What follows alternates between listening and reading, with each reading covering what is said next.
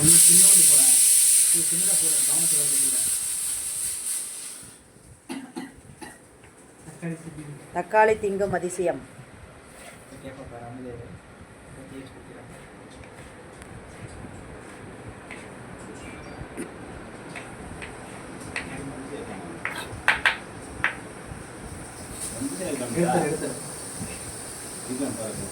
Time இல்லை, மணி 9 ஆகிடுச்சு. ஒரு நிமிஷம் இன்னும் 2 நிமிஷம் ஆகும். டீ போடு.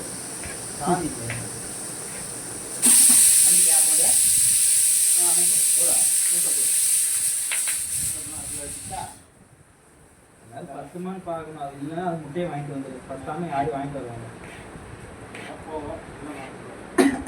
நீ ஏன்டா எல்லாத்தையும் அவளுக்கே போடுற? சூர்யா அவ கேப்பா, இரு இன்னும் 2 தக்காளி வேண்டா.